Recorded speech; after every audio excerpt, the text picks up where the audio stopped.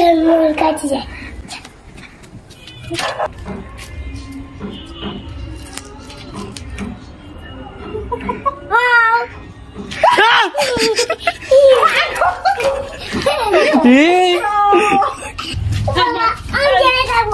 জেলে বিড়াল ধরেছিস কেন বল? ও জেলে চলে গেছে, ও জেলে গেছে, জেলে গেছে।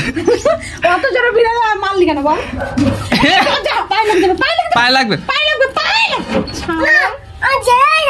তুই জেলায় থাকবি? উই তলে সাপ রে।